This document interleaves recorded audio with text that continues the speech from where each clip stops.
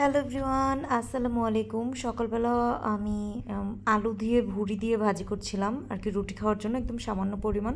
তো এখানে জারিফ আসলো, জারিফকে আবার একটা চেরি ফল দিয়ে দিলাম যে তুমি চেরি খাও।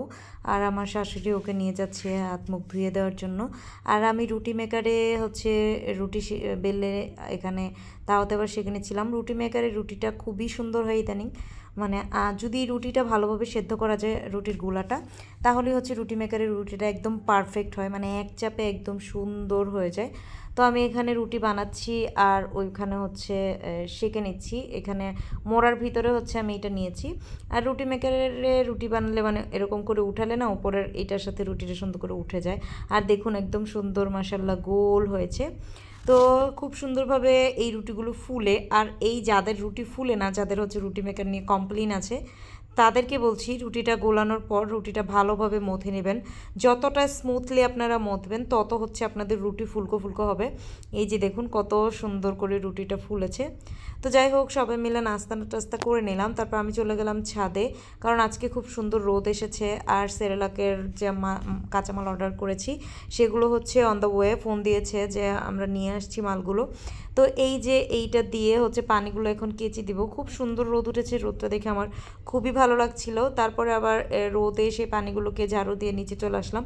জয়েরাকে বললাম তুমি আমাকে একটা জুস করে দাও, কারণ সকালবেলা নাস্তা খাওয়ার পর আর কি এই গ্লুটাকোলাজেন জুসটা খেতে হয়। এই গ্লুটাকোলাজেন জুসটা হচ্ছে আপনার বয়স ধরে রাখবে, মানে আপনাকে জয়া আহসানের মতো যুবতী রাখবে 50 বছর বয়সেও। আর এটা হচ্ছে ফুল বডি হোয়াইটেনিং করতে খুবই সাহায্য করে। আর আমার মেয়ের বুদ্ধি দেখুন, মানে ও চামিচ না নিয়ে এইটাকেই ফোল্ড করে সুন্দর জুসটাকে গুলিয়ে নিচ্ছে। আর এটার খুবই সুন্দর কালার হয়, একদম গোলাপি কালার। আর এই গ্লুটাকোলাজেন পিঙ্ক জুসটা অর্ডার করতে চাইলে আপনারা আমার গ্লো উইথ আয়েশা এই পেজে নক দিবেন, হোয়াটসঅ্যাপে অথবা মেসেঞ্জারে। তো তারপরে চলে আসলাম আমরা ছাদে। এখানে ভাইয়া নামাজ আদায় করতে যাবে, জারিফ আর জাবেরকে দুজনকে গোসল করিয়ে দিচ্ছিল। আর জাবের হচ্ছে প্যান্ট খুলবে না, এই জন্য ভাইয়া ওকে আর কি দুষ্টুমি করছে ওকে নিয়ে, যে তুই প্যান্ট কেন খুলবি না। আর আমি এদিকে হচ্ছে সেরেলাকের যে কৌটোগুলো ওগুলো ধুচ্ছিলাম। এত পরিমাণে বৃষ্টি হয়েছে, বৃষ্টিতে ভিজে ভিজে হচ্ছে এই কৌটোগুলো ধুয়েছি। এখানে 250 পিস কৌটো আছে, 1 কেজির প্লাস হাফ কেজির, সবগুলো ধুয়ে এখানে যে এই রুমে এনে মেলে দিয়েছে জুয়েরিয়া। আর ওপরের মালগুলো হচ্ছে রেডি। আর এই মালগুলো হচ্ছে যে সেরেলাকের মাল আর কি চলে এসেছে। এই মালগুলো যখন বানাবো তখন এই কৌটাগুলোতে ভরবো।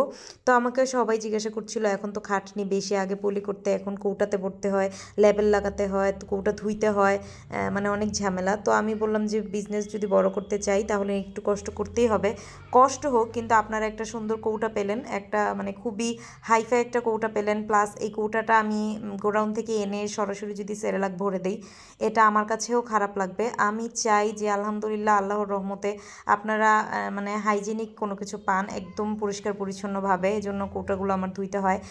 প্রায় 350 কৌটা আজকে আমি ধুয়েছি, 2.5 ঘন্টা লেগেছে। আমার হাতগুলো একদম মানে হোট্টা হয়ে গেছে আর কি পানি দিয়ে ধুইতে ধুইতে। এখানে জুয়েরের বাবা আমাকে পার্সেল রেডি করতে হেল্প করছিল। আর তারপরে জুয়েরের বাবা জারিফকে ঘুমানিয়ে দিল, যাবের আগেই ঘুমিয়ে গিয়েছিল। তারপরে আমি বললাম যে আমার মাথাটা প্রচুর ব্যথা করছে। ও বললো যে চলো তাহলে তোমাকে কফি খাইয়ে নিয়ে আসি, রেডি হও। তো আমার শাশুড়ি বাসায় আছে, মাহেলা আপা আছে। আপাকে বললাম যে আপনি খেজুরগুলো ভিজিয়ে রাখেন, আমরা এসে কাটবো, আমি একটু কফি খেয়ে আসি। এখানে জুয়েরা আর জাবের ছিল, ওরা রেডি হয়ে গেল, ওদেরকে নিয়ে যাচ্ছি। জারিফকে নিয়ে যেতাম যদি জাবের ঘুমিয়ে থাকতো, জাবেরকে রেখে আমি আর জুয়েরের বাবা যেতাম। মানে এখন জারিফ যেহেতু ঘুমে, এজন্য আমরা 3জন যাচ্ছি। জারিফ ঘুম থেকে ওঠার আগে আবার চলে আসবো।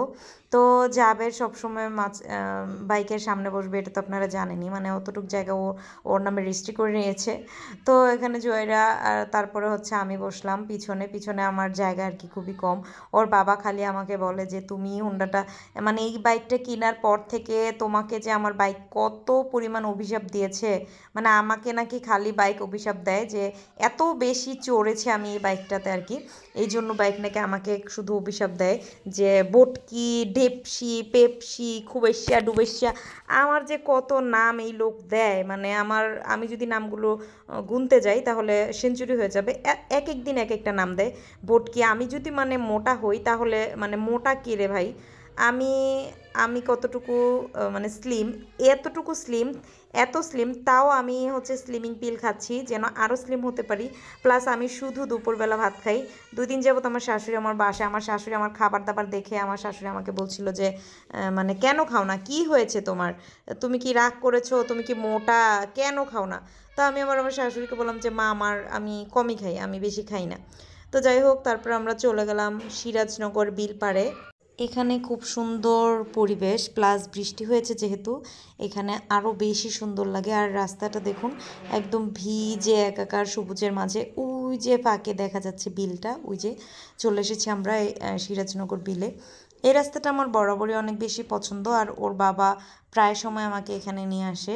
আজকে সকালে কথা ছিল যে জারিফ জাবেরকে নিয়ে এসে এখানে ওরা গোসল করবে পানিতে। তো আমি বললাম যে যাও, বললো যে না রোদ নাই, রোদ থাকলে যেতাম। তো আমি বললাম যে এরকম আবহাওয়াতেই তো গোসল করে মজা পাবা, রোদে গেলে কি তোমরা তো কালা হয়ে যাবা। তো ওর বাবা আর কি আসেনি। তো যাই হোক, এই যে এখানে একটা ধাবা আছে ক্যাফের মতো, তো এখানে আমরা বসলাম, বসে সুন্দর মনোরম পরিবেশে এই যে দেখুন এই নৌকোগুলোতে ওঠা যায়, আধ ঘন্টা উঠলে 150 টাকা লাগে। ওর বাবা বলেছিল যে নৌকাতে চড়বে, বাট আমাকেও এমন একটা মানে কটু কথা বলেছে, মানে দুষ্টামির ছলে একটা কথা বলেছে, আমি রাগ করেছি ওর সাথে, ফুলে রেগে ফেপে আমি বললাম যে উঠবো না, চলো চলে যাই।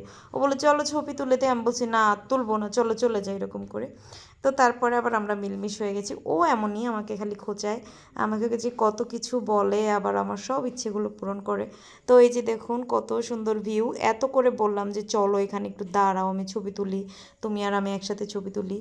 ও ছবিই তুলতে চায় না, ও আমার ক্যামেরার সামনে আসতে চায় না। ওই যে ওর বাবা জুয়াইরা আর জাবের, ওরা হচ্ছে কফি অর্ডার দিচ্ছিল।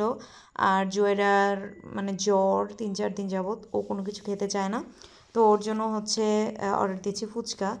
বললাম যে তুমি কি খাবা, ওখানে যে অর্ডার দিয়ে আসো। কিন্তু একটা বিষয় আমার খুবই খারাপ লেগেছে, এই যে দেখুন কফি দিয়েছে অর্ধেক কাপ। এই কাপটা ভরে দিলে কি হতো, টাকা নইলে বেশিই নিত, সমস্যা কি? এরকম অর্ধেক কাপ কফি দেওয়া এটা কোনো মানে হয়? মানে এটা কোনো ম্যানারের ভিতরে পড়ে?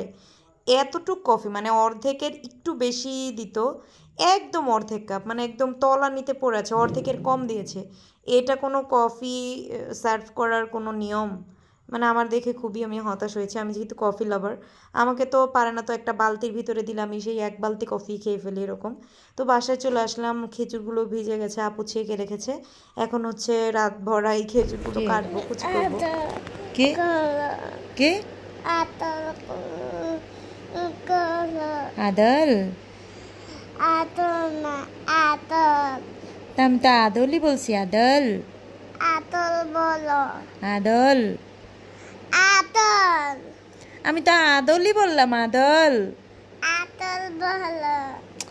আদল